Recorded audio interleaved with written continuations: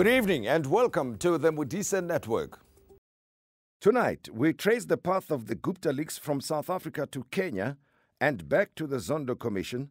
As we look at the role of the courageous citizens who exposed corruption, we talk to Sam Soul of Amabungani Investigative Unit.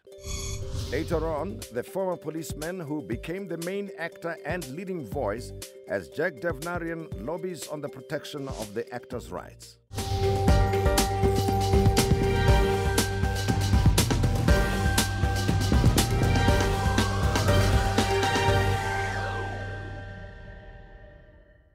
The Zondo Commission of Inquiry into State Capture brought the media coverage of the Gupta family's digital communication under the spotlight. The emails that were brought to the public's attention by the media under the name #GuptaLeaks were confirmed as genuine. The sensitive and intricate way these emails were obtained and preserved seemingly required a lot of secret planning, which included whistleblowers being spirited out of the country and the emails being extracted using American expertise. This takes a lot of courage, as some of those involved in accessing and protecting this information live in fear for their lives. As we speak, the whistleblowers are in Kenya.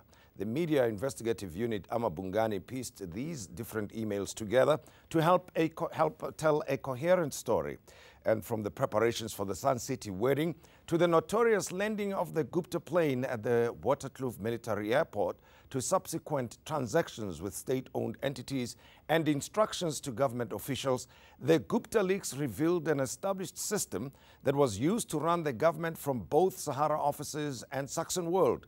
The lead investigative journalist is Sam Soul, who's here to tell us more about the Gupta leaks reports and the appearance of human rights lawyer Brian Curran before Deputy Chief Justice Raymond Zondo, who chairs the Commission of the State Capture Inquiry.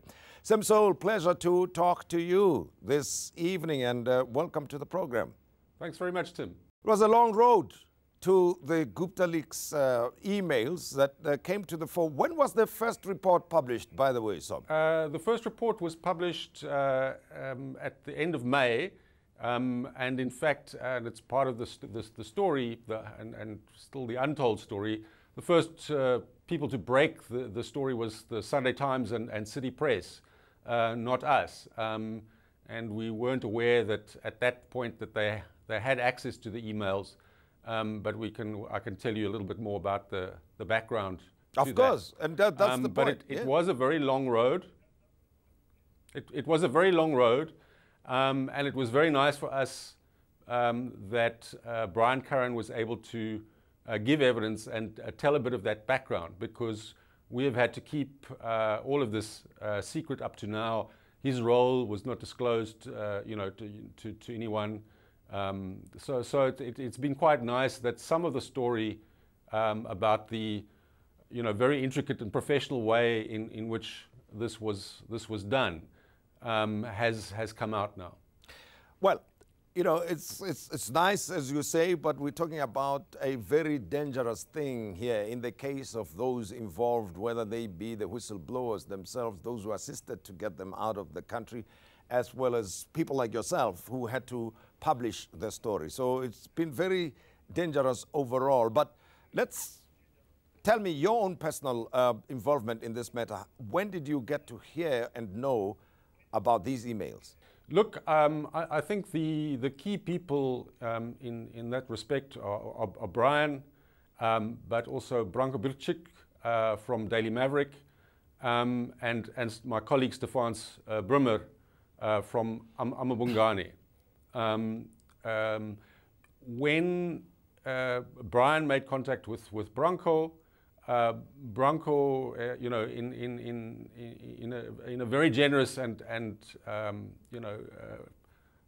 mature way, realized that they at Daily Maverick did not have the resources to deal with the story.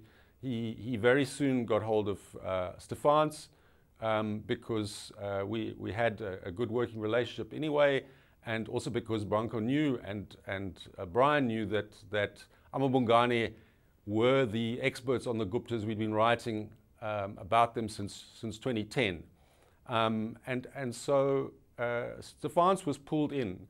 But I think both Brian and Branko and Stefans realized from the first sort of excerpts and description of what was in these emails was that this was explosive, this was potentially life-threatening to the witnesses. Our whole project could easily have been blown out of the water if someone had got wind that we were in possession of this before the material was secured, before we had done some of the background work. So right from the beginning, there was the tightest information security and communication security that we've ever applied to a story. And there was no electronic communication whatsoever. In other words, no phones, no emails, etc. There were only face-to-face meetings. Branko and Stefans were mainly based in Cape Town. Brian was in Joburg. That logistically was quite difficult and expensive. I knew something was going on, but it was only after Stefans, at some point later in the process, was able to come back from Joburg via Durban, where I was, and share with me what was going on. That I then knew about the emails, knew about the sensitive process to negotiate around protecting the hard drives, getting the data, protecting it, and also protecting the whistleblowers, and what we needed to do, both to do the story and to get them to safety. So that's when I can't remember, probably around March 2017 that I first got to know about the emails. Now, that is the logistics side of the story, but in terms of putting a coherent narrative around what was going on within those emails, how did you set out to do your task? How did you organize yourselves?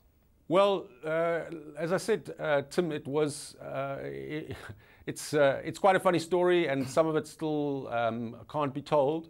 But our first priority was to secure the data and secure the whistleblowers. Sure. They made it clear that we could not start writing about this until they were safe, and that was completely understandable. Once we got access to the material, just to have a preliminary look, it was very clear first that this was genuine material. There was no way anybody could have constructed this. It fitted in too well with other information that we already had. There was too much of it, etc. So it was genuine firstly, and it was potentially life-threatening for them. So our priority at that stage was not to start writing, not even to start investigating. At that stage, we'd kept the knowledge of what was going on very close. We didn't tell the rest of our team. Only Stefans and I knew about it within Amabungani. And the logistical issue of getting two families, because it wasn't just one whistleblower, but it was two whistleblowers, two families out of the country, getting them set up elsewhere to restart their lives. That was a significant undertaking for us. That costs, essentially millions of rands. And we didn't have that kind of cash lying around. So as Brian explained, we needed in quite a careful way to approach people that we knew and perhaps trusted, our own networks. Brian approached people he knew, Branko approached people he knew, Stefans approached people he knew, with a view to funding this exercise.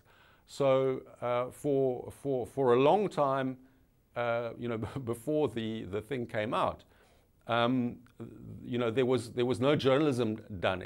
We were working on checking the material, getting a sense of it, but mainly on getting the logistics in place to protect the data and to protect the whistleblowers. And then came the publication at the end of May, which which caught us completely by surprise. And there are indications that somewhere in the chain of people that we had approached for help. Obviously, if people are going to put quite considerable sums of money on the table, they have to be convinced of the genuineness of this case. They have to be convinced that it has going to have the impact that we said it would have. And somewhere in that process, somebody got impatient. I don't know if you remember that on the weekend that these things were first published in Sunday Times and City Press.